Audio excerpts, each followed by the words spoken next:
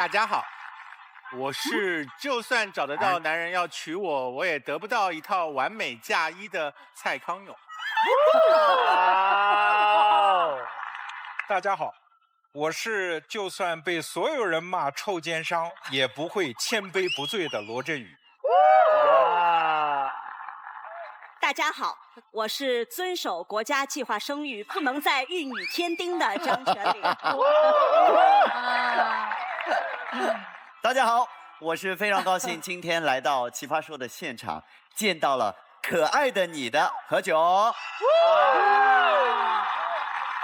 大家好，我是最近脸色比较花好月余哦的 RM 马。其实刚才我们每个人说的话里面都有一个电影的名字，而这个电影呢，这些电影有一个共同的女主角，就是我们今天的女神杨千嬅。大家好，大家好。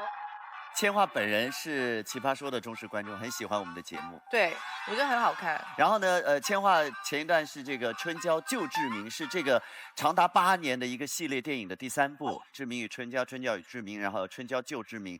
3部电影下来，所以你现在在很多观众心目当中已经等同于春娇本人了。哦，真的？请问你现实生活当中会爱上像张志明这样的男人吗？我跟你说，我觉得每个男人曾经都是张志明，都会有他的那种性格在里面，所以肯定我爱的人都有张志明的血在里面。比方说哪些人呢？我老公。为什么女生结婚后叫他们聊男人就聊老公呢？这样子就不会那么多麻烦吗？不过说这个志明呢，有人说是个麻烦的男人，有人说他孩子气不负责任，所以有人说他是渣男。渣男。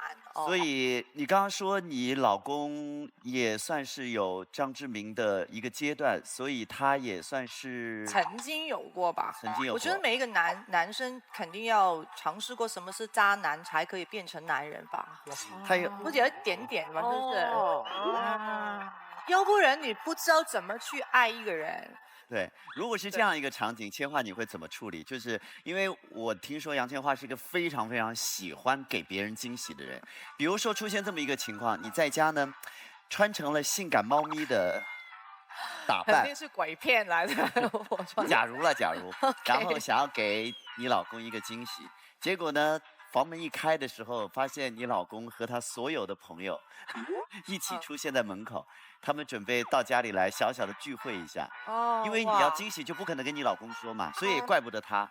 此刻你在客厅里面穿得非常的清凉性感，有穿的，是有衣服的，是不是？何老师，我打断一下，我是没有办法建立性感猫咪是什么样子，尤其是就摆什么样的姿势，请允许我丰富一下自己哈。来，那个。姜思达，性感猫咪是什么样的？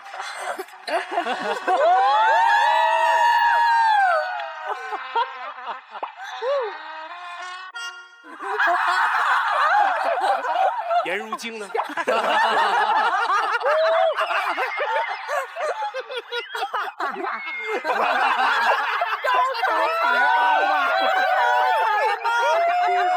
我第一次知道招财猫也可以很性感。我想看个重口味的啊，罗振宇老师。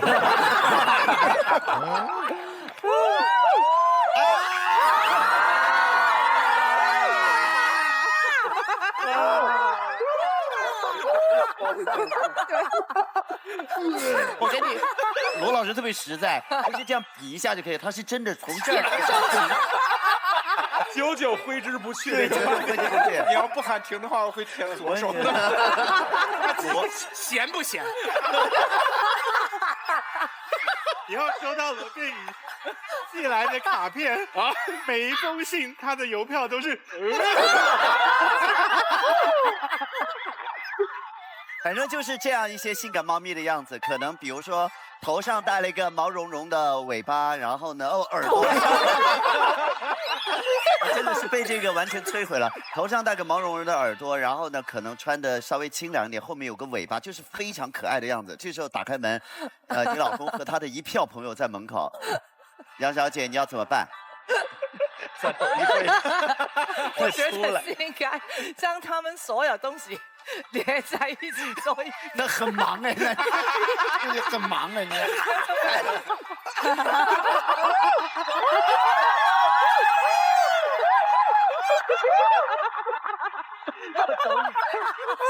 我懂你的意思了，我懂你的意思。既然已经被撞见了，就不要尴尬，就干脆把它豁出去。对，豁出去可能会好一点。他说：“哎，不好意思，因为我接了一个角色。”在家练习，在家练习。我要先彩排。你知道，人家开过万人演唱会的，哪把这个小场面也是放在眼里？也是。康永哥，要是你呢？我什么？让你扮装成性感猫咪啊，然后打开门的时候，一票朋友在外面，我立刻去吃猫罐头。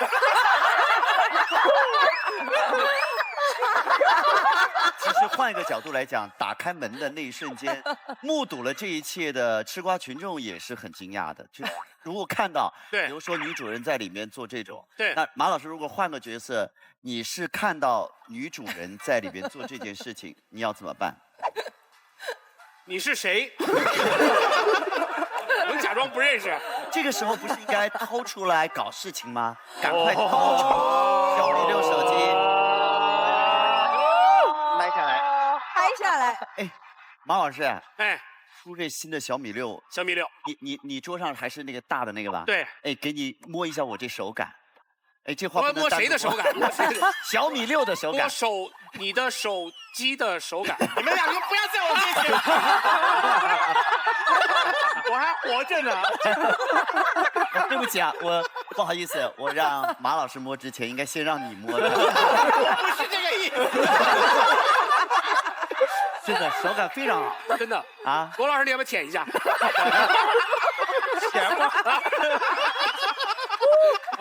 好的，我们再一次感谢掏出来考试情的拍照黑科技小米手机独家冠名我们的奇葩说。同时要谢谢我们奶后吐真言，我们不添加的纯真酸牛奶来联合赞助播出，谢谢。好了，依然是我们的星星争夺战，我们来看看今天的辩题是什么，来，请看。我是白森，今天我像往常一样无聊的在家玩手机，忽然看到了燕公子发的一条微博 ，What？ 这不就是我现在真实的困扰吗？刚刚喜欢上一个我心中美若天仙的满分女孩，她好像对我也经常明送秋波呢。可是我通过我们星球的最新科技看到了10年后在我身边的今生挚爱居然不是她，什么？这怎么可能？究竟发生了什么？既然不是她，那我现在还要不要和她继续走下去呢？真爱至上啊！明明互相喜欢，为什么还要用分开来互相折磨？也许残酷的命运在未来拆散了你们，但一段感情重要的不就是不求天长地久，只求曾经拥有吗？错，一路走来都是错，赶快给我收手！既然已经知道命运的走向，干嘛还要做这种无谓的抗争？都老大不小的人了，一辈子有几个10年能给你糟践？你是打算替别人养对象吗？多可笑啊！真是可笑的人类，赶快放弃吧！所以正在追一个很喜欢的人，他似乎对我也有意思，但通过时间机器发现10年后跟我在一起的不是他，我是该追还是放弃呢？大家第一个想法都是追，但仔细一想，觉得自己很不是人。你看他们仔细一想，决定不做人了。他们如果现在是14季了，我们看10年前，大家都会有什么感想？第14季，我的妈！对，我觉得艾丽可以坚持一下，等大家都走了，她成为最老的奇葩的时候，可能就会奇葩之王。对，有办法圆她的梦。第14季的时候，我一回想，我就想啊，当年第4季我拿奇葩之王的时候，对面2个直男，还有一个没谈过恋爱的颜如姬，我们3个怎么都把他们拿下，好不好？好。如果要输的话，真的就是观众的问题。好，正在追的一个很喜欢的人，他似乎对我也很有意思，但是通过时光机器呢，我们发现10年之后跟我在一起的并不是他，到底是追还是放弃？正方是追，反方是放弃。我们先来请现场的我们的100位观众来说出你们此刻的意见。如果觉得要追的话，按红色的按键，那是正方的意思；如果觉得要放弃的话，按蓝色的按键，这样清楚哈。来，各位，请选择。星星争夺战。本赛段每场比赛结束后，获胜队得奖金。导师和嘉宾从获胜队选出一位表现更可爱的奇葩，送上+1分的荣耀黄猩猩；从落败队选出一位表现不够可爱的奇葩，送上减1分的羞羞黑猩猩。赛段结束后，行星积分榜排名前4位的奇葩和导师商议选出的另外4位奇葩进入决赛赛段。哇，这也能卖出去的咸鱼 APP， 以及玩的不够大，别喝美年达的美年达果味汽水的大力支持。3、2、1。好，今天有2位老师要参与辩论最后结辩。那首先我们看看2位导师，分别是张泉灵老师和康永老师，2位请亮出你们的直方。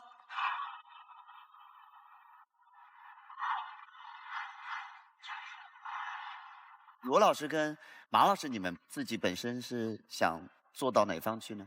我反正这辈子谁也没追上过，所以我无所谓。你可以先定。我这一辈子一直被人追，我也没那你就把钱还给人家，追债呀！他们要利息。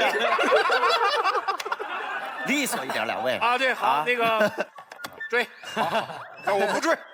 好，千桦，你相信时间机器这种事情吗？如果换做你的话，你是追还是放弃？肯定追，对，一定追。这么确定？对，我觉得不要浪费嘛，浪费时间，浪费时间。对，那你10年以后你才遇到那个人，你说不定你跟你说是将来最后一个，不是那个现在你喜欢的。是。但不代表你知道什么时候才遇到。哈。那你需要去彩排，你需要去经历，你需要去感受。那最后遇到那个真的是真正的那个人，你才会好好去过日子嘛。所以那个前半段的时间就是要我们去学习。所以你是个邦邦硬的正方，绝对追，对不对？对，绝对追。好，叫邦邦硬。好，让软绵绵的反方说一下。我觉得康永哥今天就是软绵绵的反方。我觉得你其实以我对你的了解，我今天是邦邦硬的反方。我觉得以我对你的了解，你是那种会去追的人呢。我跟你讲，我邦邦硬的不追，知道为什么吗？为什么呢？我不管1年、10年，将来到底是谁，老子就是不追人。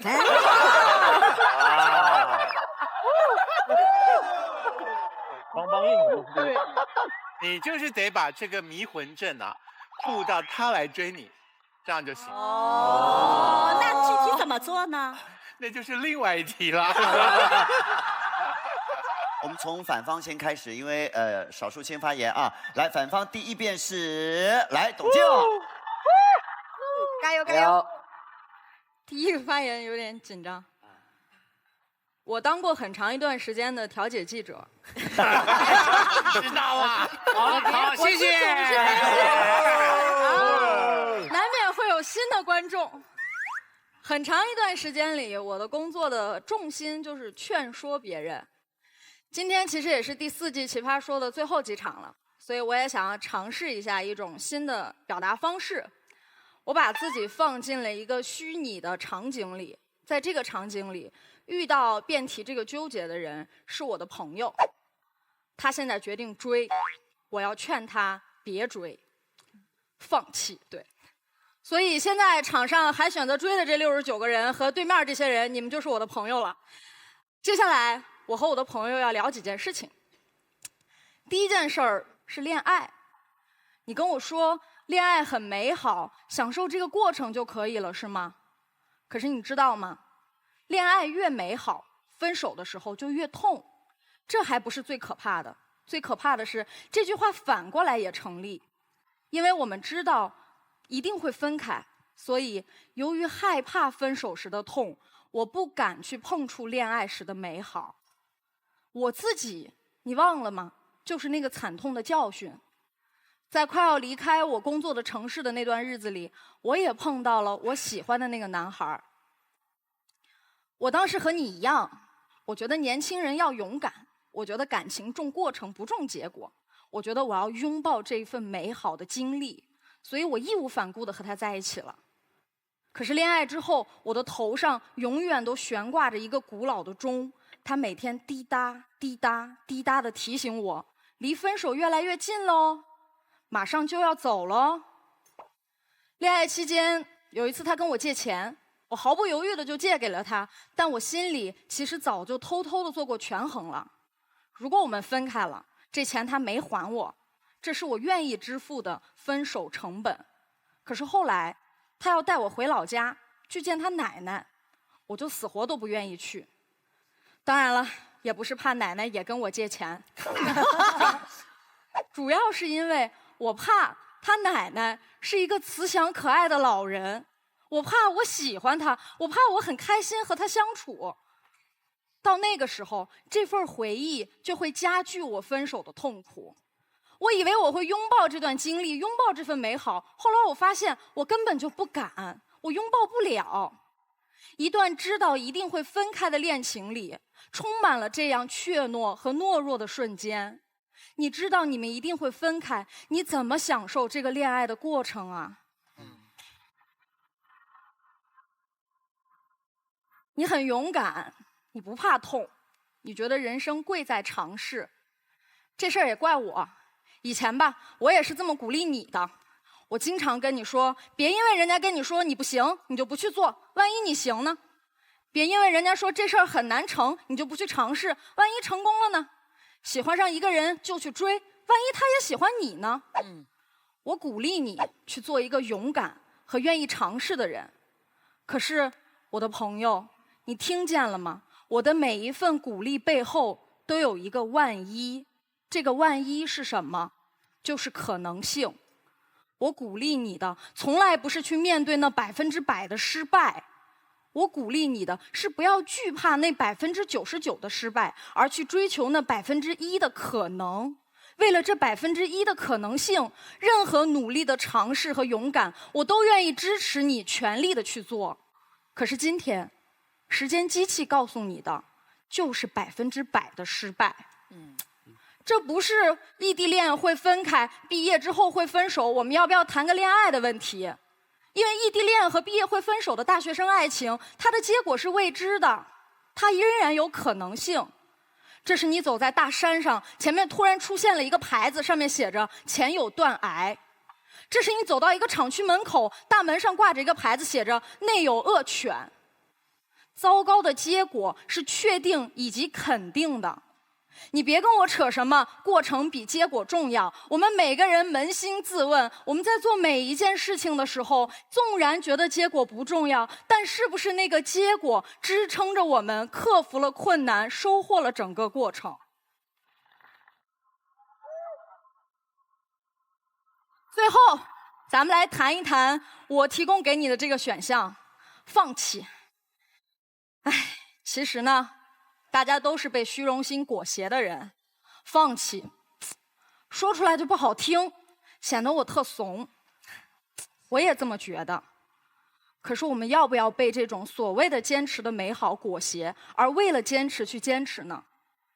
你有没有想过，时间机器给你的可能不是一个残酷的预告，它可能是一个善意的提醒呢？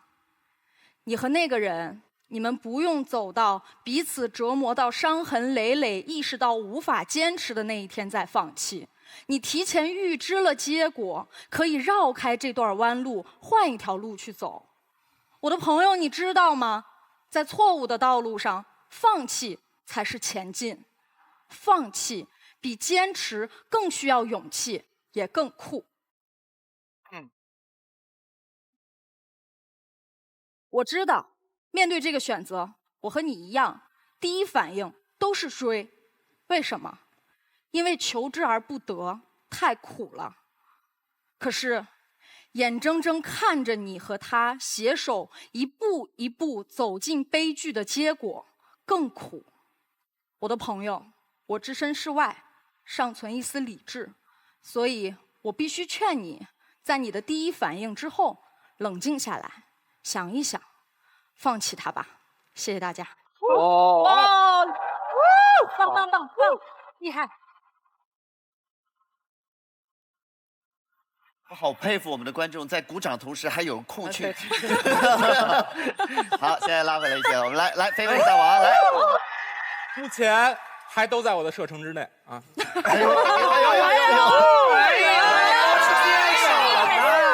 众所周知，我是一个生活作风很检点的人。我平均每一段恋爱大概是3到4年。如果我知道是同时吗？交错的。如果我知道10年后有一个人我能跟他在一起，那我这10年怎么办？我就搁家干等。我什么都我就搁家干等，等10年，做万年单身狗有多难受？你是不是建苗老师？就这么都能扫到我来干嘛？射程啊！咱们看看啊，就是在21世纪了，我们难道把白头偕老作为一个婚姻，作为一段感情，是不是好的唯一标准吗？白头偕老就是好，其他都不好吗？这历史上那些好的、感动人的爱情，有天长地久的吗？有的短暂，有的相忘于江湖。但是每一段爱情，它完整了你，它成就了你，它让你变成了现在这个你。在奇葩大会的时候，我最激动的是看到李银河老师，并不是因为他是我对那个两性研究有多少那个兴趣啊，当然我也有点兴趣，主要是因为我看过一本书，叫做《爱你就像爱生命》，是他跟王小波的情书。对，我当时看到他特别激动，是我看到了一个我知道已知道活的人，他曾经活得那么浓烈。他俩分开了，是吧？但是他因为爱他更完整了，他活得更像他那个爱的人了，他成为了一个两性学者。难道这些都不值得感谢？这些都一文不值吗？难道这些在你们心里都不如白头偕老吗？我觉得不对吧？我不相信。第二就是我想时光机这题的时候，我就想到，我如果坐时光机去了10年后，发现我没玩音乐，我像一个平常人一样也过得还行，然后打扮也一般，我就做生意。然后我回来我会怎么办？我就马上去找个发廊把头剃了吗？买一手包，我就不干了吗？我就夹着包去做生意，还是我就不认？因为我爱摇滚乐，我要干到我实在干不下去的那一刻，我要干到我实在不得不放手的时候。难道你们不想知道为什么吗？我为什么就不搞音乐的？我要坚持到那一刻，是因为我想知道为什么。是我跟我这个几个队友，我们就撕了吗？还是我对摇滚乐丧失信心了？我颓了，我服了，我干不下去了？还是有一天我开脱了，我做音乐做得很好，然后我觉得这一切不过如此，我不干了。到底是为什么呢？女孩也一样，你就不想？你这么喜欢他，后来你们怎么了吗？你就都不想知道吗？是他离开了你，还是你离开他，还是你们中间有什么故事让你不得不分开？我们难道这些东西不值得我们去追寻吗？而只是时光机告诉你说以后未来你们不在一起了，你就放弃了吗？我觉得不对，这是第2点。第3点，我每次都第一个发言啊，然后他们老在我后面上价值，我这次趁他们不备，我在前面先上一点。真队友，趁他们不备，就是所有的脑洞题，它不还是回到现实生活中吗？是吗？这道题他在说什么呢？我觉得他是在说，你爱一个人，你对他说我爱你的时候，其实在你心里，你觉得我字更重要，还是爱字更重要？如果你觉得我更重要，你会计较一切，你会计较婚礼，你会计较你们在一起多长时间。如果爱字更重要，就是不顾一切。所以我给大家描述一个场景吧，就是10年对于我们很长，你就追他吧，你追他，你跟他在一起好，你们手拉着手去世界各地，你们走了很多地方，你们一起养了一条狗，养了几年狗死了，你俩很难过，就像自己的孩子没了一样。你俩一起看日出看日落，你抱着他，你那么爱他，你看着他，你心想，只要跟你在一起，我不怕死，我也不怕活着。可是命运不会这么饶了你们，我们每个人就像树叶一样，命运像河流，他就把你们分开了。过了几年，你碰到了这个大家都觉得对的10年后的这个人，他也还行，他没有那么有冒险精神，但是他很爱你。过了20年，你们都老了，你也胖了，没有那么漂亮，他头也秃了。你们经常吵架，你想看电视购物，他想看百家讲坛。晚上他喝着啤酒坐在沙发前就睡了。你有一点颓，但是你会回忆起以前。你觉得你不至于那么颓，是为什么呢？因为你觉得你心里还有那个回忆还在，你心里还有一丝火焰。你想着想着，有时候你就笑了，想着想着你会流眼泪。但是在夜深人静的时候，你会告诉你自己没关系，因为我努力了，我燃烧了，我爱过，我活过，我不后悔，我值了。谢谢。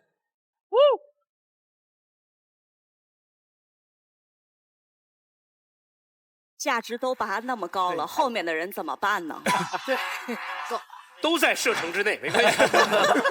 好，现在我们继续来到反方。现在目前双方又拉成了71比29。我们反方第2辩是好，秋晨，来，红仔加油！哎呀，如果大家觉得这道题目只谈自己，只谈自己的想法，只谈自己的感受的话，你会非常容易的把它类比成爱情是更在乎天长地久还是曾经拥有，然后大家都会毫无疑问的选择曾经拥有，因为这个年代相信天长地久的人不多了，是这样，没错，我也承认。但是如果我们想想这道题目里的另外2个人，一个是你现在打算追的人，另外一个是10年后你会和他在一起的人，你就会发现这道题目远没有刚才所说的那么简单，你会有非常非常多的问题，你没有办法去解决。我尝试举1、2个。第一，你现在追这个人的时候，你要不要告诉他，你知道10年之后你不会和他在一起，可是现在你却想和他在一起，他会怎么想？对不对？他会怎么想？没错，你会说，现在还有几个人是在乎天长地久的？他会原谅我的，没问题。是的，可是他主动选择放弃追求天长地久，和你被动的给他贴上一个保质期的标签是一回事儿吗？不是的。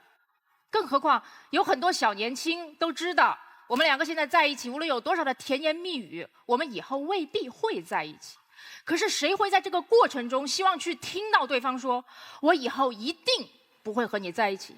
没有人愿意的。就好像在座各位，有的上学，有的工作，不会选择在一家公司里面做一辈子的工作，大部分人都不会哈，至少。但是如果有一家公司来挖你的时候，他就直接跟你说，我需要你帮我搞一个过渡期，而且以后我一定不跟你续签。请问你会去这样的公司吗？就算你觉得我去，管他的，你在那里你会过得开心吗？你不会的。所以这是第一，你要不要告诉他？好，你说太困难了，我选不了。那我就不告诉他好了，我就藏着这个秘密，悄悄地追他，然后跟他在一起。是的，你可以，但是你的良心不会痛吗？你的良心不会痛吗？是不是？你怀揣的秘密是什么？你这个秘密不是说我以后不跟你在一起这种大陆货的秘密。你看时间机器，你看到了以后，你会和另一个人在一起。而且同时，你没有看到他未来的样子，你不知道10年过去之后他在哪里，他过得好不好，他身边有没有人，还是孤孤单单的就是他自己，你都不知道，你就怀揣着这样的秘密要去跟他拉起他的手，走上这条路吗？你的良心不会痛吗？又一遍。这10年里面，对，可以再说一遍，这10年里面，你肯定说我也曾经爱过你，可是如果你曾经爱过他，你难道不会为他担心吗？担心他10年后去哪里，对不对？如果你不担心，你就不是人。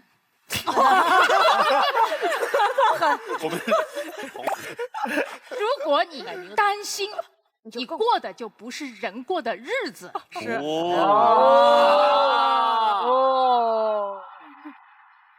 你想想。这10年里面，你怎么享受爱情的甜蜜？人在爱情里面都会说甜言蜜语、海誓山盟。是的，我们说的时候，其实我们也未必确信，可是我们可以通过自己的努力让它成为现实，对不对？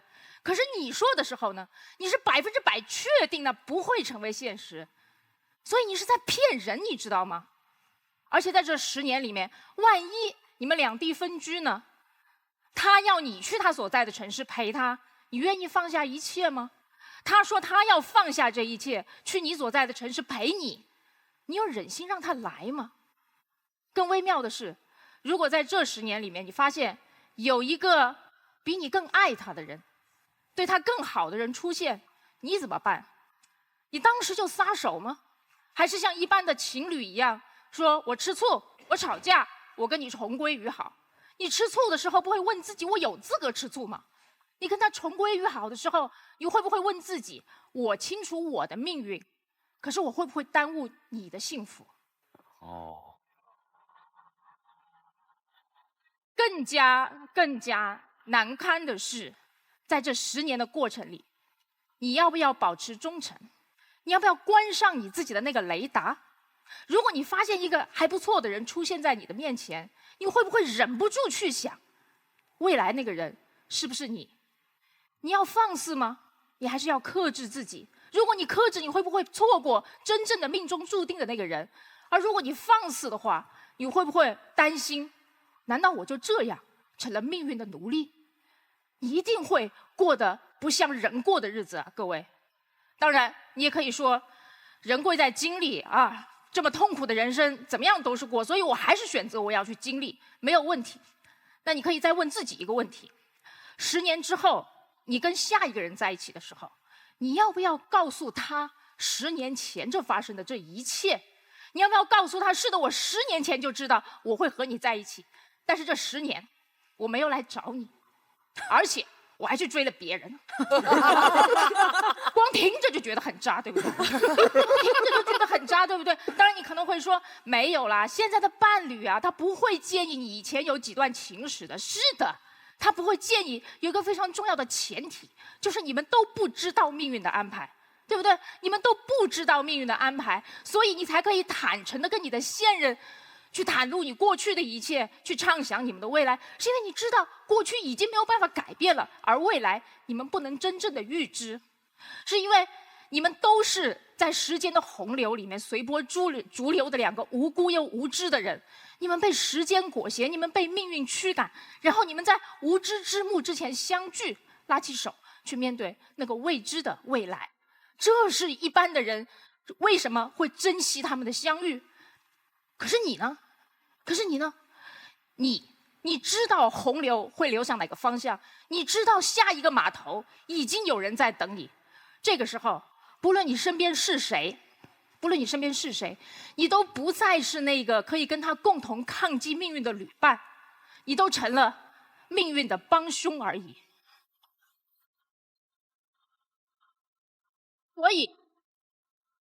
所以你知道你成了什么人吗？你抢走了上一个人的10年，因为你追了他，就排除了他被别人追到的可能性，而且你还贬低了你后来那一任的10年，因为他被蒙在鼓里，就过了这么10年，到最后等来了你这么个东西。所以不要再跟我说什么人生重在曾经拥有，你不能享受这个曾经拥有，你知道吗？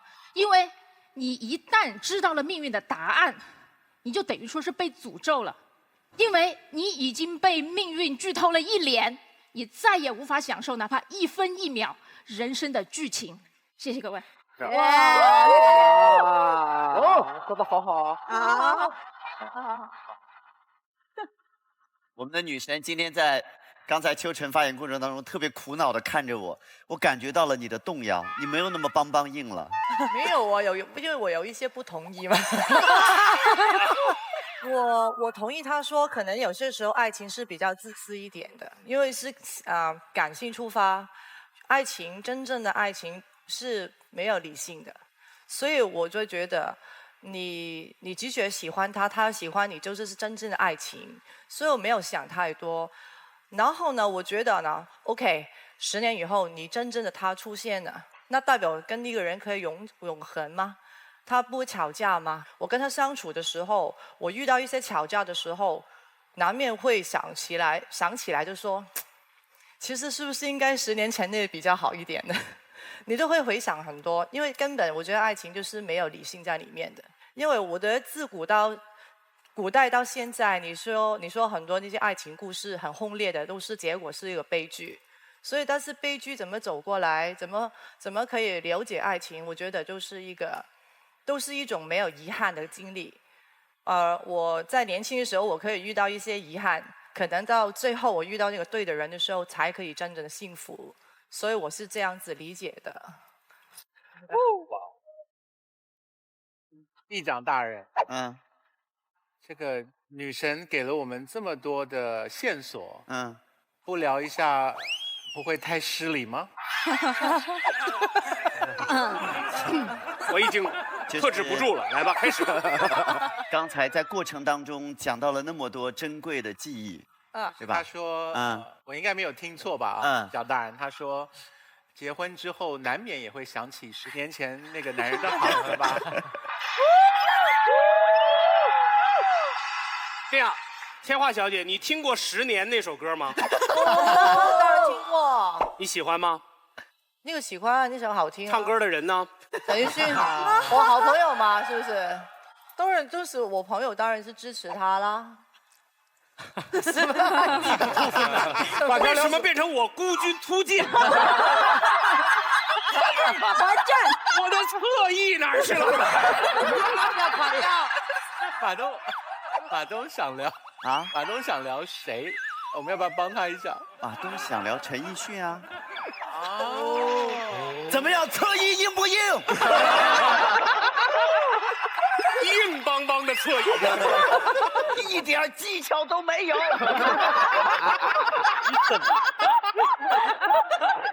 所以马老师，你是听说过有人说过那个千华和陈奕迅好过是吗？你是听说过这个说法吗？我没说过。你没说过。主力撤了。何老师，何老师，你这么说是什么意思啊？我是听康永哥说的。我就没见过你们2个这么窝囊的。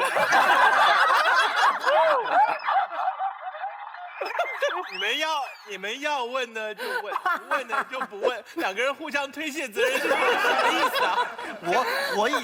我已经把那个人当事人的名字都喊出来，我说我很有种了。我替你们2个料理。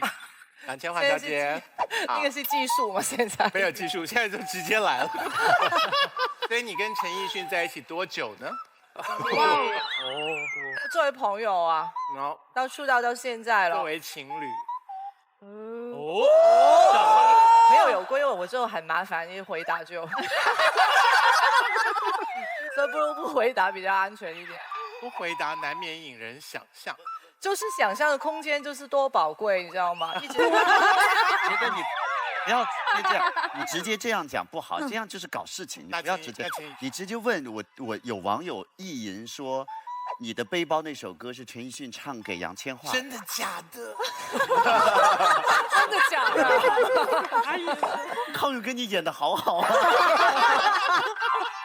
你演的我都以为你第一次听说，你这第一次听说吗？真的没有，你也是第一次听说吗？没有听过啊，是真的吗？马东，你听谁说的？我第一次听你这么说，哎，真的。你解释一下，真的，我要是杨小姐，你不解释我都不干，真的，解释一下。那你跟陈奕迅中间有发生过跟背包有关的故事吗？我没有送过他背包，手包有。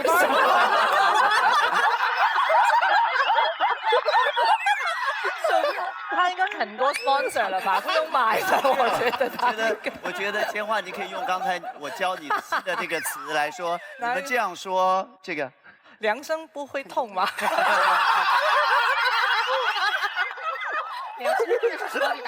刚刚秋晨讲到这句话的时候，全场沉默，因为奇葩说不知道良心是什么。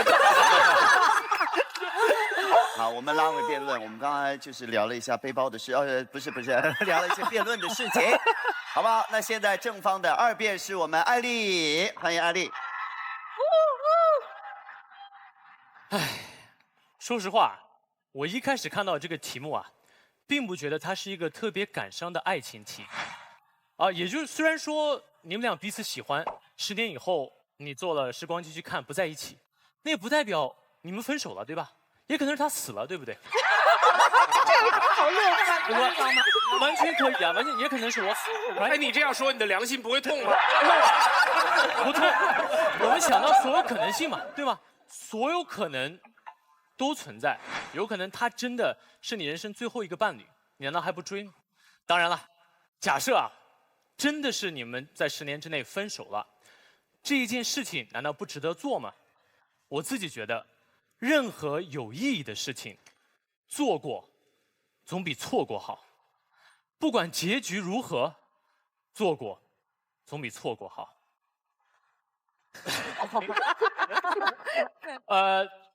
曾经有人采访过一批70岁以上的老人，问他们这辈子最后悔的事情是什么？你脾气，从哪儿这个？一群，对，那是一匹，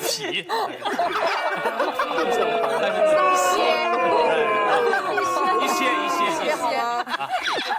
好，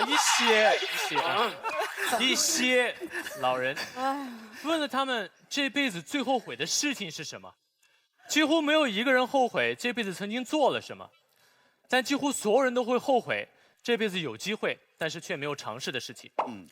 原因很简单，做过的事情，即使很傻很蠢，时间久了都会变为谈资，一笑而过；但错过的事情，即使很小很轻，时间再久，你心里面都会有那个一片怨念、执念。你想，当时我怎么没试一下呢？那个机会我为什么不尝试一下呢？万间所有事情都是这样。拿到这个辩题的时候，我也有一些纠结，因为我觉得这个辩题里面的主人公啊，他有点作，大家不觉得吗？哎，你好不容易喜欢上一个人，那个人也貌似喜欢你，那你就追呗，对吧？你还非要整个时光机去10年以后看一下。好，你们俩不在一起，那怎么办？那下次遇到一个有感觉的人，你又得看一下，再看一下，再看一下。你拿那时光机办点正事儿行不行啊？你看一下房价呀，对吧？你看一下房价呀。所以我觉得反方今天最大的问题是太过于在于“算”这个字儿。我认为世间所有事情都可以计算，唯独爱情不行。世间所有东西都可以衡量，唯独爱情不行。我是一个多么喜欢算的人呀！我连写书都跟数字相关啊！1年的8760小时，人生的84000种可能，全都是数字。但当别人问我爱情的建议的时候，我可不敢给他一个公式。我们的导师那边罗振宇老师多喜欢算呀，一天到晚就是大数据算法、人工智能啊。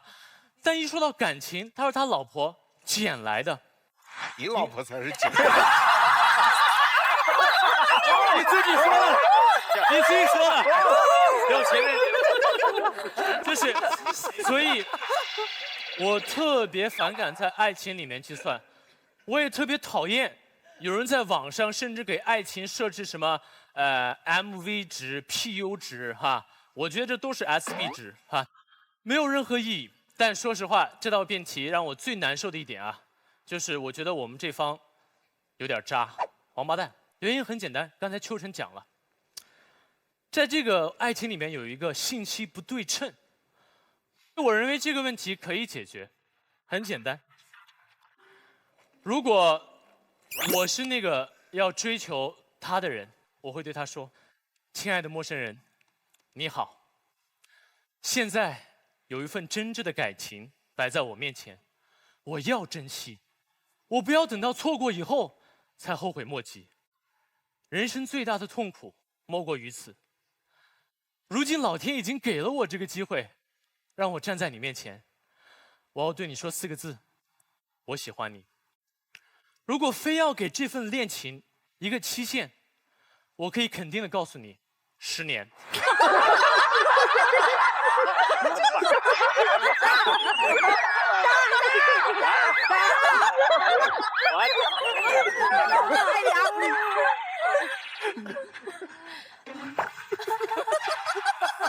我不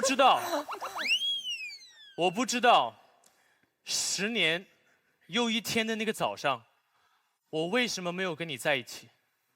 可能是我傻了，可能是我疯了，也可能是我死了。但是今天，我谦卑的站在你面前，只恳求你给我一个机会，让我牵着你的手，走过这10年。你可以现在就拒绝我，但我还是要主动追你。我希望你给我个机会，说不定，不经意间，我们就可以改变那个未来。谢谢。好厉害！辛苦了，辛苦了。您哭了啊？没有。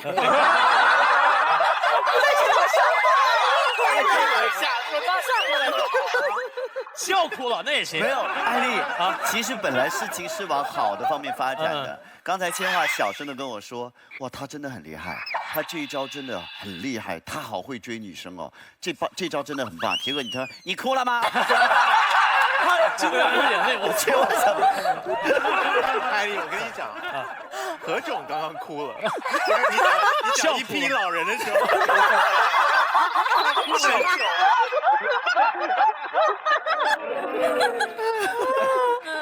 那个基本上现场何炅就是一个标准，如果他没有哭，别人不可能。我跟你讲，如果他哭了，别人也可能不哭。真的，马老师，我觉得现在我要投诉一下节目组，现在整我，你知道吗？好了，现在我特别想让观众来看一下我脚底有多少纸，一包一包的，我是有多想哭。来，你要纸吗？你有被投诉？你要纸吗？我刚才想问你，为什么那么多纸巾？因为我泪点低啊。但是刚才说实话，我觉得其实艾丽很需要我们的支持。我本来应该给你的，没给到。这个笑点太诡异了。是，也许过了很多年之后，我对着你这批老人，可能可以给。好，到我们反方3遍来，我们笑笑。哎，男人啊，男人。来，我们先看一下刚才臧鸿飞老师说了些什么。他说，这10年你知道了你10年后的伴侣长什么样子，那这10年你就在家里待着吗？你就当万年单身狗吗？你这不是浪费时间吗？臧老师，你浪费的是我的时间，你是拿我在打发时间。臧鸿飞说他听摇滚，我看你是听林宥嘉吧。让我爱你，然后把我抛弃。你只要出发，不要目的，你够牛呀你！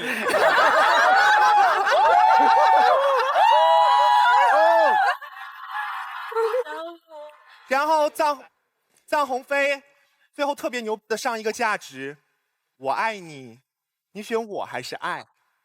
如果我真的对一个人说我爱你，我选你。哦，好 sweet。又到下一个男生，一张口就暴露了自己禽兽的本性。做过，好过错过。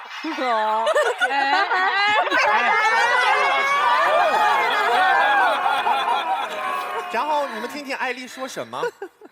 爱情是不需要计算的。你像个霸道总裁一样的让我爱上你，结果你说走就走，你也是够霸道的。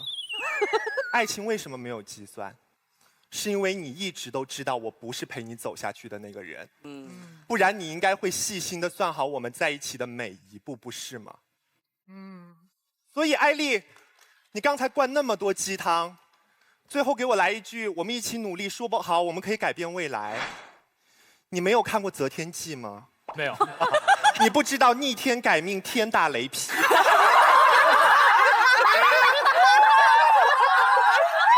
你以为自己是鹿晗吗？来，好时髦哦！我跟大家说一下我的观点。每一次我们辩论，我们都会在整个的辩题里面找一个关键词。今天我找的关键词是追。我不知道大家有没有发现，当代男女在一起之前，已经越来越少有人用追这个动作了。我们现在比较擅长的是暧昧。我不知道大家发生了什么问题，大家总是有勇气说分手，但是总是没有勇气说我们在一起吧。我不知道是不是因为大家觉得先说分手那个人是赢家，先说在一起那个人我就输了。但是今天我们的辩题是追，追意味着什么？追意味着我义无反顾，我不给自己留一丝懦弱的空间，我就是要得到你。追是动作，而在一起才是目的。而对面刚才说了那么多的追，你知道让我想到什么吗？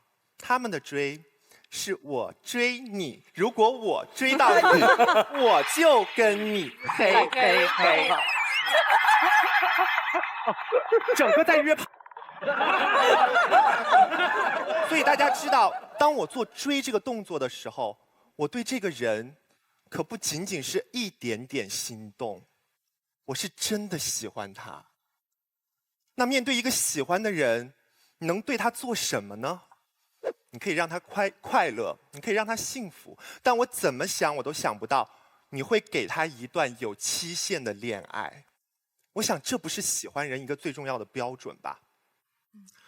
刚才大家说了那么多，都是说我是要追还是放弃。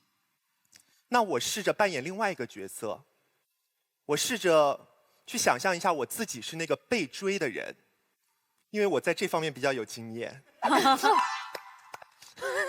拿菲菲是大王举例，他非常认真的追求我，然后我俩在一起了，3、4年过后，我觉得时间差不多了，身边的朋友也在问我，说你跟菲菲什么时候结婚啊？我问菲菲，菲菲说：“亲爱的，我们是注定不会在一起的，因为我知道我命中注定有另外一个人。”这个时候，已经跟他在一起3、4年的我应该怎么处理？如果你一开始告诉我这个答案，我也许还有别的更多的可能。他们也许是我更好的选择，也许是没有你好的选择，但我觉得不会再差了，因为你已经渣成这样了。他们有可能我会选择欧阳超，我会跟欧阳超在一起。虽然他没有你一头乌黑亮丽的长发，但至少欧阳超知道为人民服务。但是你强迫我，你追求我跟你在一起，你隔断了我所有的可能，你霸占了我的青春，打劫了我的人生。所以我要怎么办？我到底在你面前是一个什么样的角色？我像一个小三，我跟你在一起，但我们俩从来没有真正在一起。我像一个备胎，我跟你在一起所有的时光，仅仅是为了填补你等待他的这段空白。我还不如你的朋友，至少你的朋友知道天亮说分手，但你却永远不告诉我什么时候才是梦该醒的时候。所以今天我们听到时光机，我们觉得这是一道脑洞题，其实不是。这件事其实非常真实的发生在我们每一个人的身上。我们在恋爱关系当中，可能都扮演过那个对别人来说只是玩玩或者看不到未来的角色。在一起3、4年了，但他丝毫没有要跟你结婚的迹象。他朋友圈很少会发你的照片，就算有的话也是合照。你想去见他的朋友，他说不要，我怕你会无聊。你说带他见你的朋友，他说不要，我会无聊。你想去拜访他的爸妈，他说今天我要开会。你希望他来拜访你的爸妈，他说明天我要出差。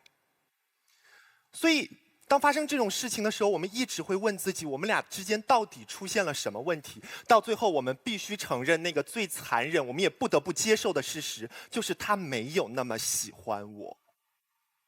所以今天这个选择摆在我们的面前，我们曾经都是那个到头来被伤透心的笨蛋，但今天我们有一个选择，我们可以做一次赢家，就是我们如果要追，而且这个人看情况一定是追得到的，我们如果要追，我们是要做一个明明看得见未来却不跟他坦白的混蛋，而去制造更多像我们这样到头来只能伤心的笨蛋吗？我觉得我们可以做得更好，谢谢。好，坦白的。好，来，如今宝贝。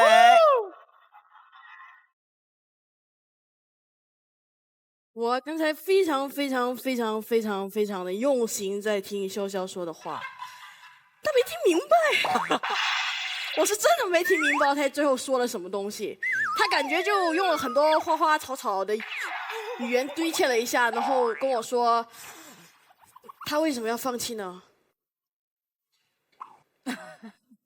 这爱情题对我来说太难了。你看，听不明白。简单来讲，他感觉就是你在一起，以后会不在一起。你现在还去追人家，就是不好的意思。如果套用我一贯的那种，用爱情题遇到爱情题就说一点吃吃喝喝的时候，就是说，当你知道你会拉肚子，你就别吃饭。所以还会肚子饿也别吃饭。反正最后结果不会有什么好结果，都会放弃的，就不要了，算了，是这个意思吗，小熊？当然不是。那你就说错了。好，来看看吧。爱情这东西我是不懂的啦。他刚才说他的关键词是爱情，关键词是追。对我来说，这套关键词是机，时光机。我尽量在时光机里面看看我们可以谈什么。当我深入了解这个时光机的时候，我发现很多东西是细思极恐的。我用了成语哦，细思极恐。你们知道为什么吗？这东西这个点啊非常绕，你们跟我想一遍啊。为什么我到最后不跟他在一起？很简单，因为我看见你绕的，我要自己看一遍。因为由于我做了时光机，看到不是我。所以我不去追他，结果那个时候就不是他。没有听明白是吗？我再来一遍，再来一遍，再来一遍。由于我做了时光机，到了那时候看身边不是他，因此我回来以后没有追他，所以那个时候身边不是他。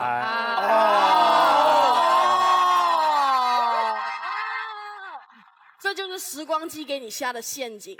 时光机在给你下陷阱的时候，它展现给你的是已经包括时光机本身已经出现过的，就是你做时光机的时候，你已经变成在你看时光机的时候看到自己做过时光机，绕不绕，晕不晕？这么绕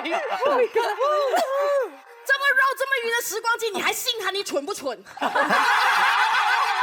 样子放弃了一个谈恋爱的机会，没有谈恋爱过的人哦。所以我说这个不靠谱。这是第一种可能。第二种，我们在想，为什么会有时光机？为什么会有人想要发明时光机？我们预知未来是为了什么的？对我来说，发明时光机，小叮当已经告诉我真理了。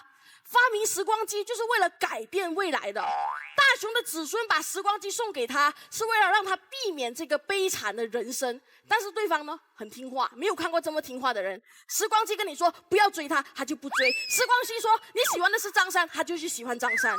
有这么听话的人吗？对方。这是时光机给你下的第二个陷阱。时光机教你的是要逃避现在吗？不对，你去算命算出，哎呀，你等下会这个命不好啊，你说是吗？好吧，我认命。有人这样子的吗？所有算命的人算出来都是为了改变自己的命运，所以这个时光机哪怕剧透了，告诉你你的结局是不好的，他要你做的是什么？是避免这个结局，而不是逃避现在的生活。挺好哎，这个太厉害。再来，我们再看啊，时光机现在这个时光机不太对哦。要看就不看远一点，他给你看10年，他说10年不是这个人在一起了。那我问你，万一我们发明了一个可以看到20年，你发现20年之后你是跟10年前那个在一起，你怎么办？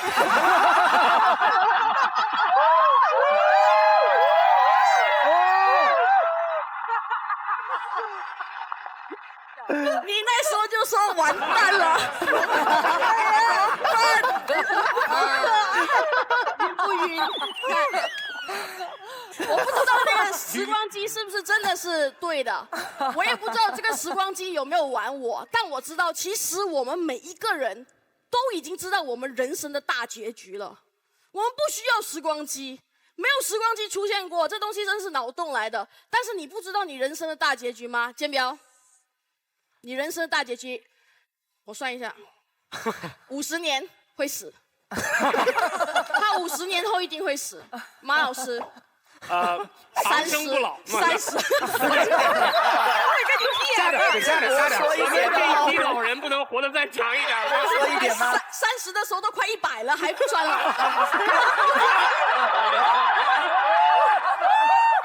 一批老人，一批老人，这结局就是死呀，对吧？这结局是固定的，是确定的，100%，180%的，没有任何可能是不死的。虫仔啊，你家养的猫，我上网查了，大概10年。啊，比我久了，太好了。啊，你看，那你现在怎么样？撸不撸猫？玩不玩猫？你良心会痛吗？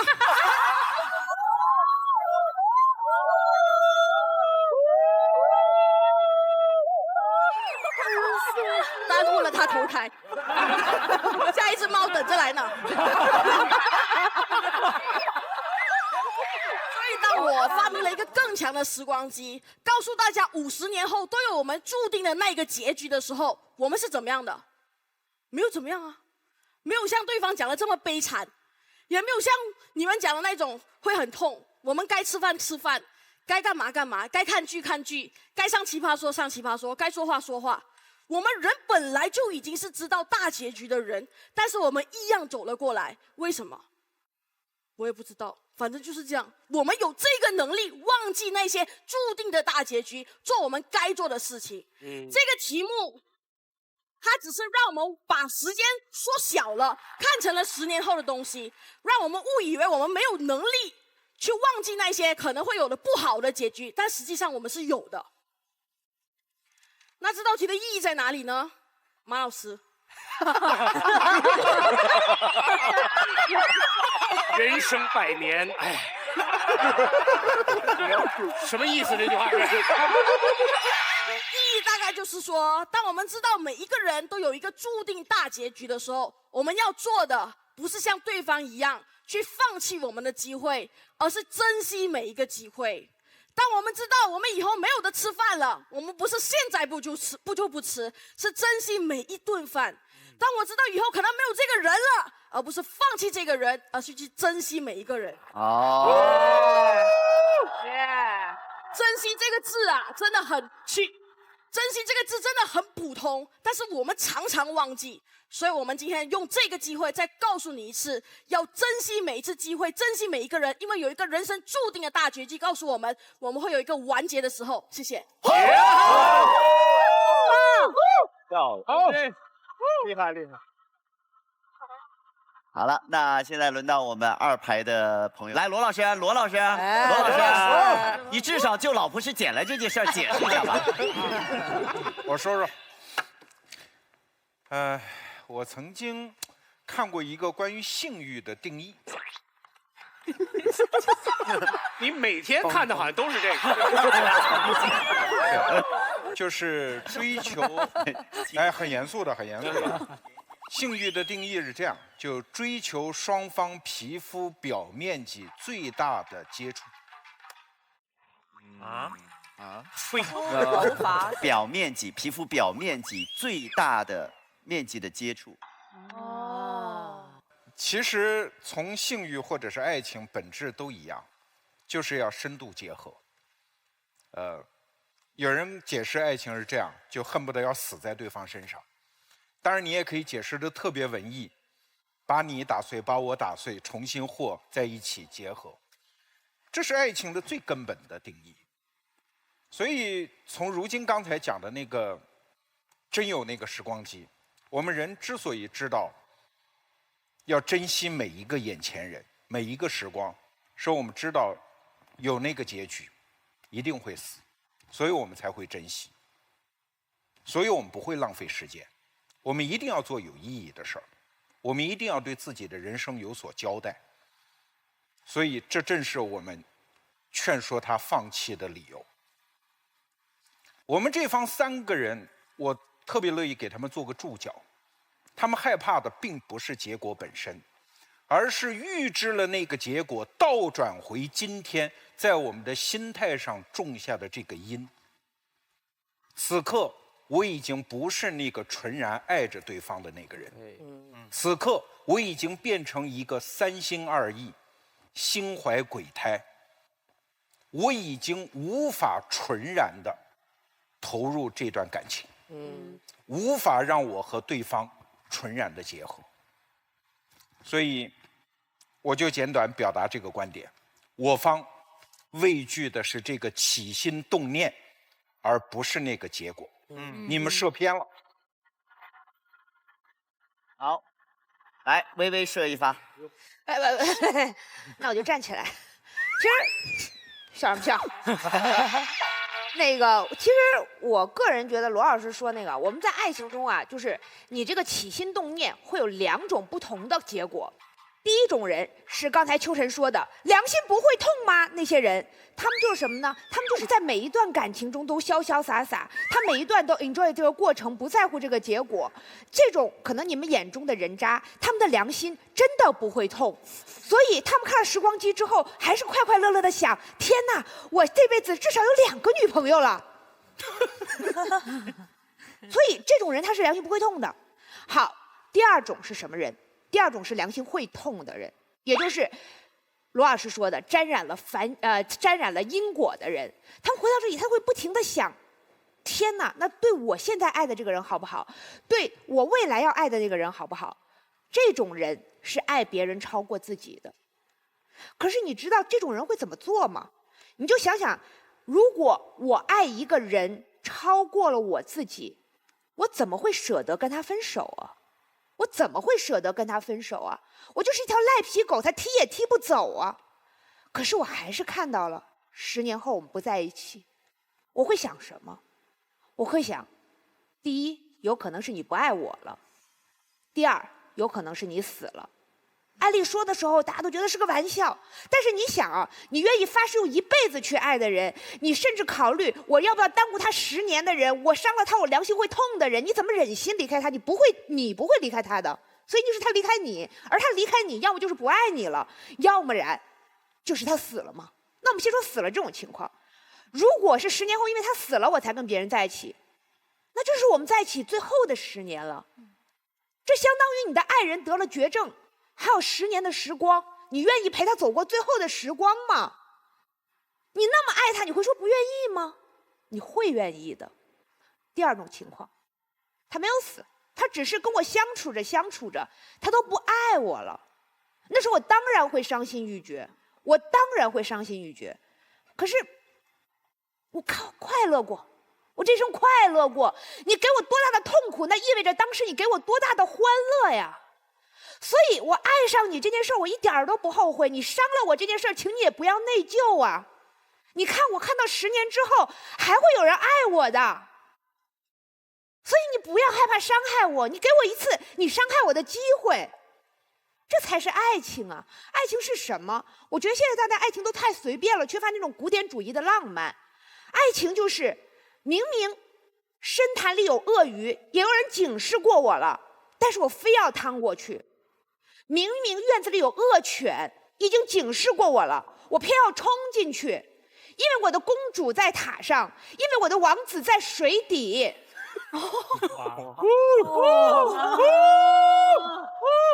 这有什么的？这个公主，这个王子被我救下来了，我们有过快乐的时光，然后你告诉我说他继位的那一天王妃不是我，那又怎么样？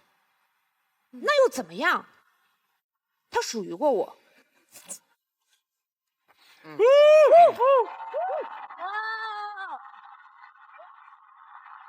是一个啊，是一个海王子的故事，青蛙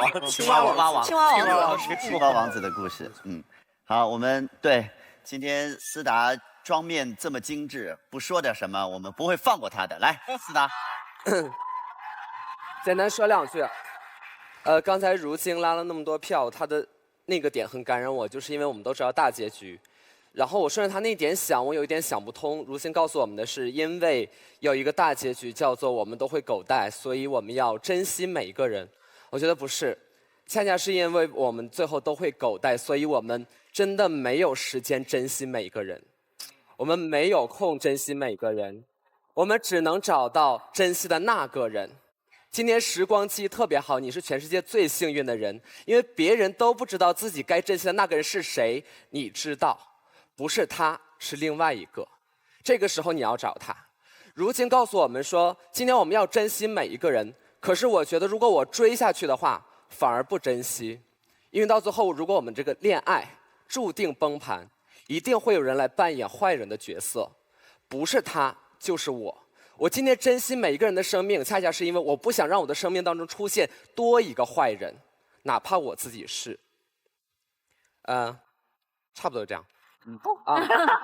还有一点是。经历这个事儿，对我们来说意义到底是什么？我觉得有的时候我们经常拿那句话蒙骗自己，叫做反正我经历过啊，那所有的快乐就是曾经回想曾经的快乐也都是很快乐的，真的是这样的吗？不是，其实曾经经历的那些快乐，当他分手的那一刻开始，全是负担，没有一个是真正的快乐。你越想他快乐，你就越悲伤。为什么？因为快乐本身不是快乐，是快乐的持续才是快乐。快乐被拿走了，本来就只有悲伤。为什么老天会给我们这样一个结局，叫做我们分手之后，原来的快乐和悲伤全会变成悲伤？是因为他提醒我们，你的生命是有限的，你不能把这些悲伤寄托在一个注定会悲伤的人身上。以上。马老师吧，马老师。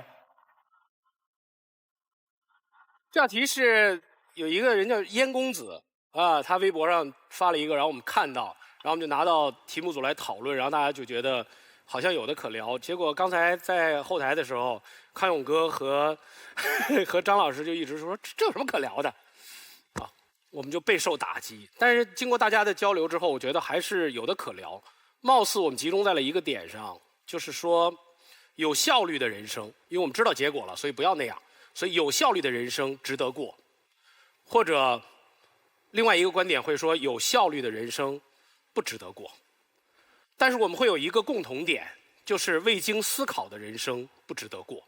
我们这个交流的过程，就是对整个这件事情一个思考的过程。我从另外一个角度去想时光机的这个事儿，我觉得这真的是个礼物，就是上天给你和你要追的那个人的一个情趣用品。他给你们的生活带来了很多情趣，他给了你一个机会，去跟你的要追的那个人说，如果我们俩只有10年，而10年后我们又注定不能在一起，我们应该今天怎么面对你动心我也动心的这个爱情的瞬间？因为爱情就是我喜欢你的时候，刚好你也喜欢我呀。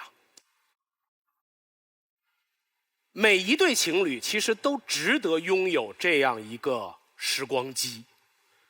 甚至你在恋爱中的人，你今天你用爱奇艺 VIP 看了《奇葩说》，你们俩回去聊一聊。如果你们只有10年，而且10年之后你们注定不会在一起，你看看是对你们俩好还是不好？你们聊一聊这个话题。对不起啊，因为我这一段完全有广告，我必须得说完。你们俩会得出一个结论：玩的不够大，别喝美年达，对不对？真的，如果你们俩玩腻了这个时光机，用闲鱼 APP 把它卖了，给到有缘人，因为他们也会从这个机器当中获得乐趣。所以其实这不是一道题目，这不过是一个话题，是让你和你，这不过是一段带广告的话题，让你和你的另一半今天晚上吃饭的时候，睡觉之前多一个交流的空间。如果你们俩真的有10年，你们还要不要在一起？你们俩都睡着了的时候，背靠背，各自又不能闭眼的时候，去想一想，如果这个人跟我真的只有10年，我现在该怎么去面对他，就够了。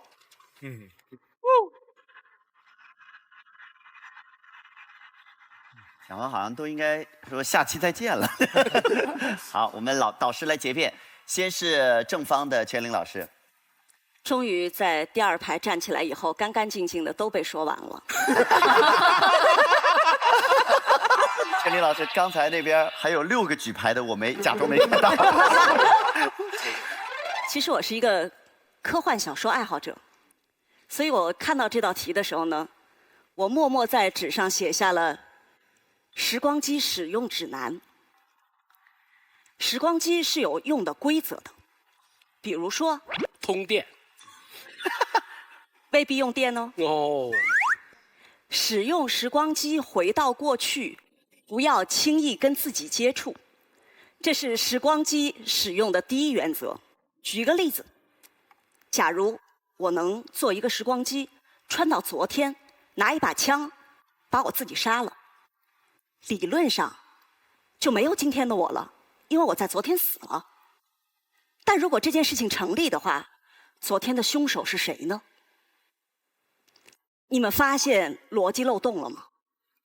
所以使用时光机就一定有一些事情不会发生。比如说，谨慎回到过去，绝不要见你自己。第一原则。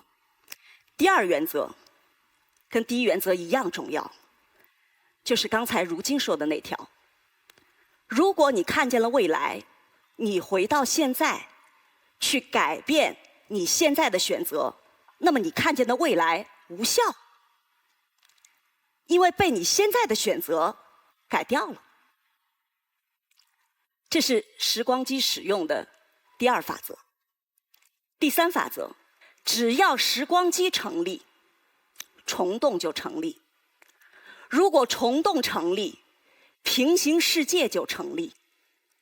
那么有可能你看到的是另外一个世界里的你，跟这个世界里的你未来10年没有关系。哦，这个是的，这个。即便是这个世界里10年后的你，你看见的就是真相吗？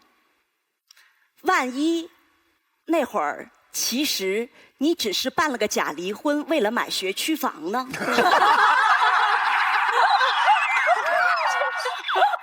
为什么不可能呢？我们的生活里它存在呀。我的意思是，你看到的只是一个情景，为什么就要影响你爱不爱的选择呢？它为什么一定是真的呢？还有一种可能性，是的，10年以后，我看到跟我在一起的不是他，他去哪里了？刚才我方提出了一个观点，他有可能去世了。别忘了这道题一开始怎么说的，我喜欢他，他对我好像也有点意思。我们俩本来是有可能喜欢的，但是在那一个刹那，你改变了决定。对方很奇怪，你本来很热情啊，突然不理我了，为什么呢？他带着那个遗憾过了10年，也许那才是真正浪费了他的人生。如果你穿到了第11年，你突然发现他这么等了你10年，你们的心不会痛吗？真的不会痛吗？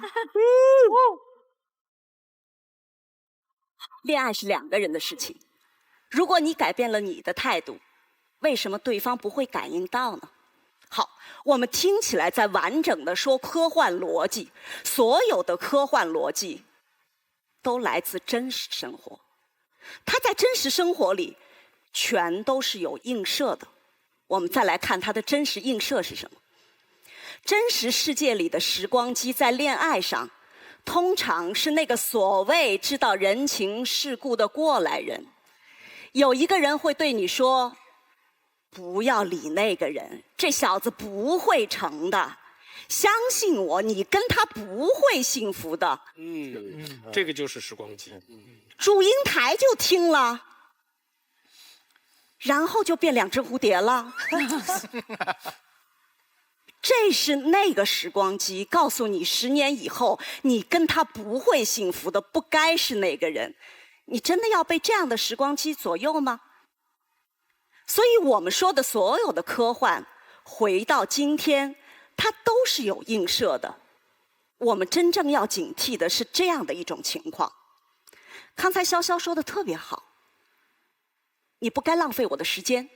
菲菲，你说追我，你不该浪费我的时间。好，我给你举一个真实的例子。我有一个朋友，他们全家男性成员都会出现在成年以后的心脏猝死。他父亲这样，他叔叔这样，他也这样。他的生命终止在了42岁。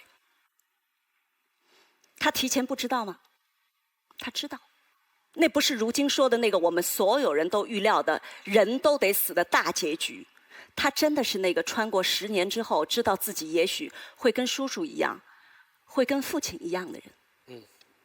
他有权去追一个女孩吗？那个女孩有权知道他们家可能会有这样的遗传史。那个女孩有权拒绝，但是那个女孩没有权利说你追求别人，你就在浪费别人的时间。没有。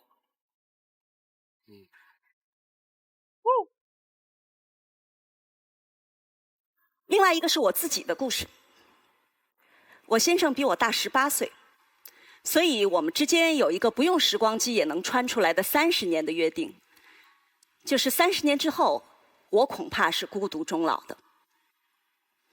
所以有一天，我在查一个会进养老院保险的时候，我的先生看了一眼，然后给我倒了杯茶，说一定要挑一个好的。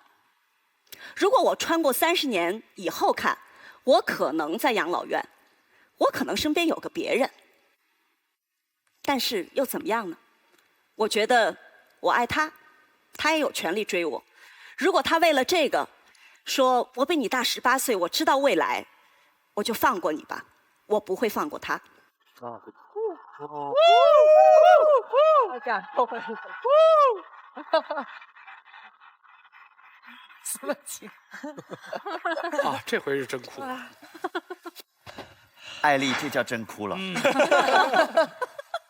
哇，好感人哦，好感人，真的好感人。谁的问题？不过好像现在的科技，就是人的生命就是慢慢的可以越来。马老师你也别害怕，听。刚才对，因为刚才如今宝贝也只许了马老师30年，到康永哥这边了。如果那个叫做别人把话说完了，他怎么还能说那么多啊？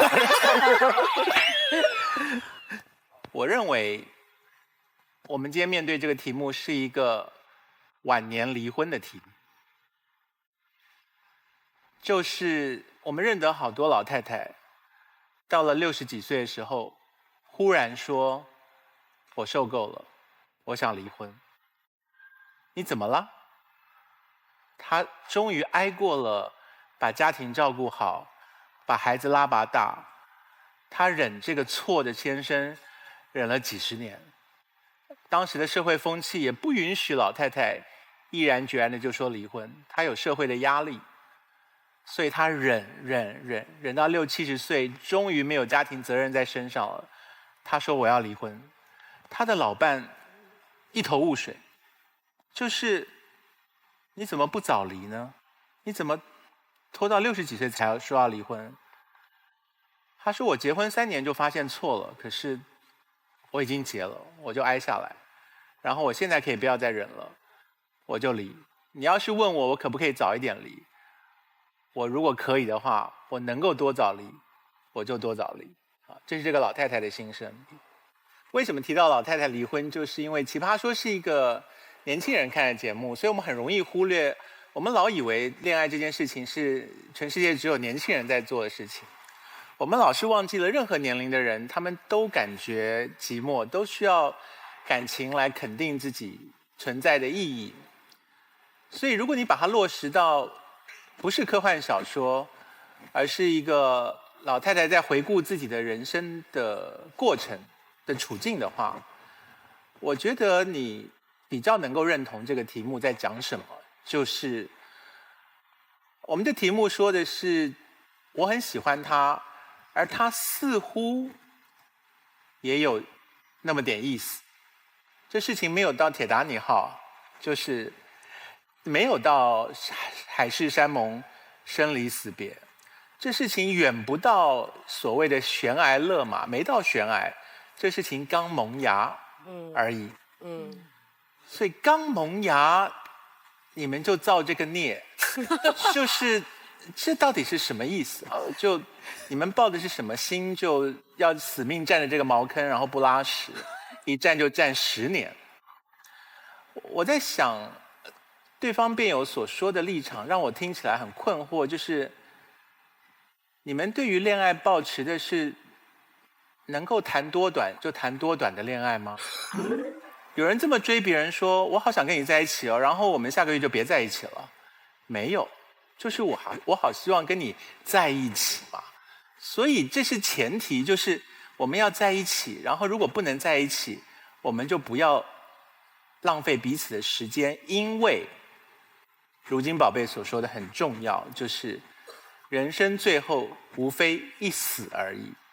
在面对这个死亡的大空虚之下，我们在人生的过程当中做的每件事，都求它有个结果，这是我们为什么活的原因。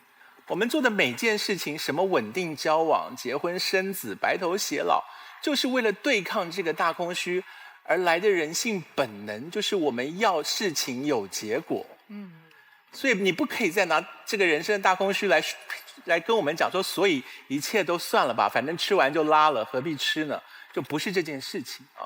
我的态度就是，我觉得如果你要有个结果，你要稳定交往，你要把时间投资在一个值得的人身上，人的心力是有限的，我们不能够任性的说，我就把这10年花在你身上，然后就过去了。你知道10年有多吓人吗？尤其是谈恋爱的10年，可不是你从0岁长到10岁那10年，也不是你从70岁变成80岁那10年。谈恋爱的10年，往往就是你人生最棒的10年。25岁到35岁，对于在座的每个女生来讲，你能够接受有人跟你说，你25岁跟35岁跟我在一起，我们燃烧吧。然后呢，你最精彩的10年会化为什么？灰烬。就是你还不给他一耳光，说你去死吧。就是我燃烧我最棒的10年，然后你赏我一堆灰烬啊！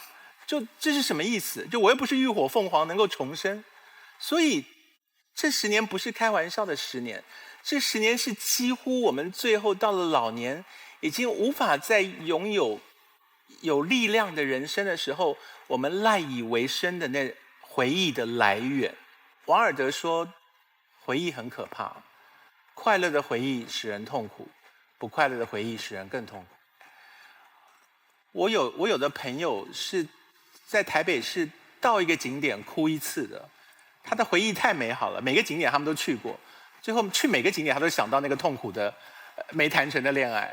我约朋友吃饭常常很为难，因为每个餐厅他们都去过，最后简直没有餐厅可以去，就我不想要跟你吃顿便饭，然后你就哭了，就是这很可怕。可是回忆就是这么恐怖，所以你希望你后来去的那个人是你们进一家餐厅，你们会回想说，哎，20岁我们第一次来的时候，我们好笨呢，我们点了2个德国猪脚，结果因为我们看不懂德文，你们会有这些回忆，而不是你一进去就想到说，天哪，曾经跟我一起吃德国猪脚的那个人后来怎么伤害了我。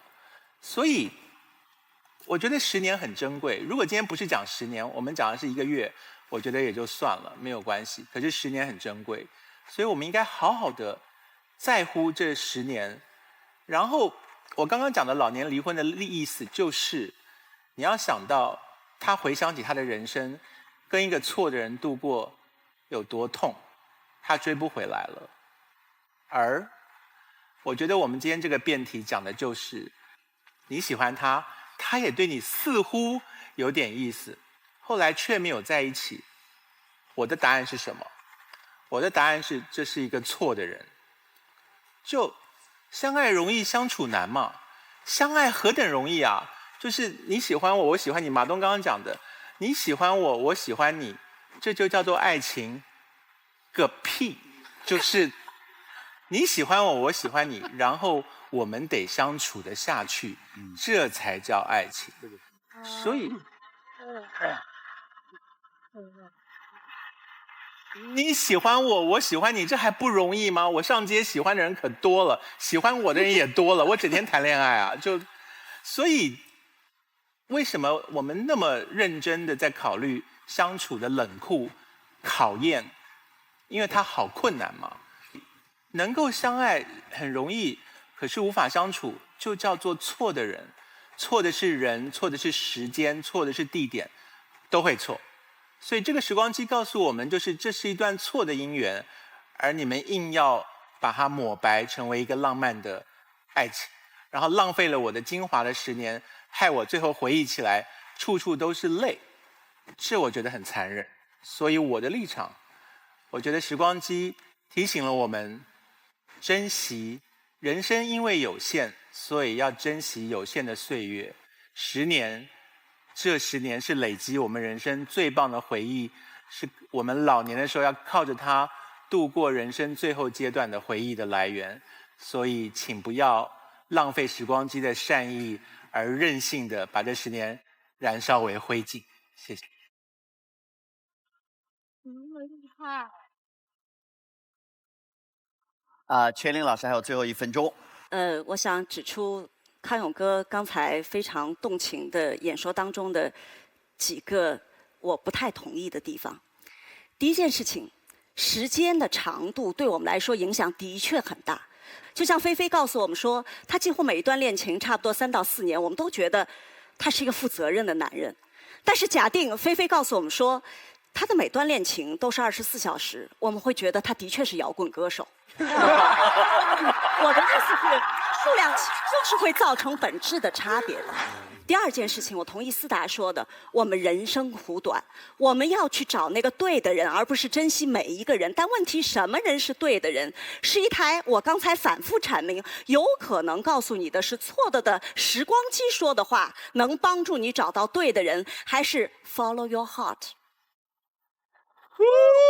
10年。人生最美好的10年，像康永哥说的那样，我们要珍惜的10年 ，follow your heart， 不要 follow 一个机器。好，接下来交给我们现场的观众。这个时候呢，我们请大家好好想想，今天到底是哪一边的辩论更加打动你的心？到底是要追还是要放弃？哪一边说得更精彩？请做出你们最后的选择。来，请投票。3、2、1，好，我们来听听看我们今天的女神千桦，突然很感性，是不是？突然发现，因为刚刚老师说他的婚姻的那个真的很感动。嗯，因为我有曾经问过我老公，就是2个人去旅行的时候，我问他，其实我年纪比你大，如果是有一天我先走怎么办？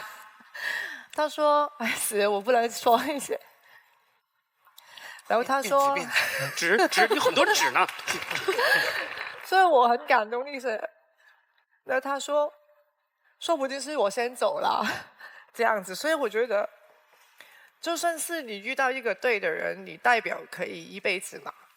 什么是对？对的意思是什么啦？所以我觉得，就是我们应该就是跟着自己的感觉去生活、生存，才有意义。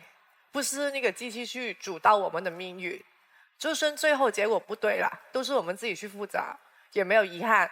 所以那个人生应该是这样的。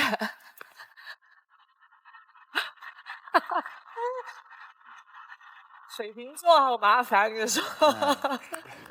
但今天我不知道为什么我还好，我今天还好。我可能有一批老可能今天一来看到我一脚底下的纸，我突然就说感觉到剧组对你恶意的反讽，我突然有一种反骨犹如逆反心理。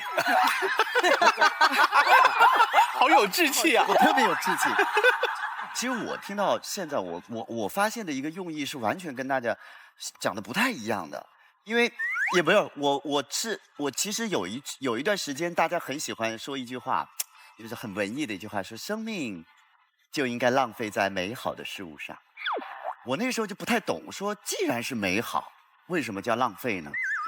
后来想了很久，就是说好像有用的事情，对我们人生有用的事情，通常都会你要很辛苦的去坚持，然后听起来都会有点无趣，所以这里面好像就会有一个悖论，或者说很无奈，就是舒服的事情好像是浪费时间，但有用的事情好像你要咬牙坚持，所以我们到底要怎么样呢？可是今天这道题目，我反而觉得给我们提了一个醒：美好的事情也好，有用的事情也好，是浪费也好，还是去咬牙坚持也好，其实我们是有选择权的。我今天突然发现是有选择权的，就是我其实可以决定放弃，还是决定去追。原来我反正不知道，我可以选。今天我发现原来我可以选。我觉得大家可能都可以想想，其实我们有选择权，这个是很美好的一个办法。我们来看看大家最后选择了什么。来，最后结果。祝贺2票。来，恭喜正方获得了由纯真酸奶来为我们提供的10万奖学金。好，没错，这个不容易，因为他们一开始的比分就很高，所以要在这上面再争取。对，那么很不容易，我们祝贺正方。另外还有一个好消息要跟大家说，我看到这个很兴奋呢。各位亲爱的朋友们，下一季奇葩大会的选角已经启动了。你不一定很会辩论，只要你想表达、敢表达，你就可以通过我们屏幕下方的方式来报名。You can, you be。好的，请3位辛苦你们。首先呢，在正方的3位辩手当中选出一个你们觉得表现更为可爱的，我们要送出今天的我们的这个黄星星，请亮题板。好，祝贺如今，来，我们请女神来颁发我们的黄星星。就在这，啊，可以，就在可以。好，来，祝贺如今。好，下面要为难一点了，要在反方我们的3位当中选择一位没有那么可爱的，就是稍微今天发挥没有那么好的，写出他的名字。我们要送出一个可爱的黑猩猩。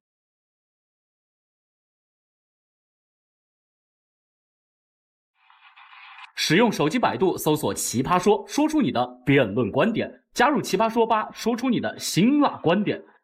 登录新浪微博参与奇葩说话题词讨论，加入微博奇葩辩论团，一起逼逼起来。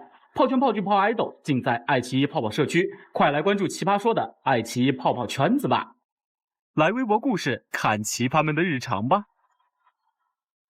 微信关注米味小卖部，买好厉害爆米花，看新老奇葩斗智斗勇，吃好厉害爆米花，嗨到你原地爆炸。关注微信公众号东七门，讨论节目辩题，看节目精彩内容，共赴有趣的高潮。来，3位请亮题板。好，全林老师和我们女神选了秋晨，然后康永哥选了自己。我们这是一个技术性选择，我相信我们想到一起去了，是因为不影响他加入下一轮的那个。我跟观众解释一下，就是因为前几季的奇葩之王是不参与这一季的奇葩之王的比赛的。那我们的黑猩猩和黄猩猩是关乎于大家的积分，最后谁能够进入到决赛。那既然秋晨不参加，所以老师们实在在3个都无法割爱的情况下，就秋晨背锅了哈，谢谢你，不好意思，谢谢。在这里再一次感谢掏出了搞事情的拍照黑科技小米手机独家冠名播出我们的奇葩说，各位亲爱的朋友，我们下期再见喽，拜拜。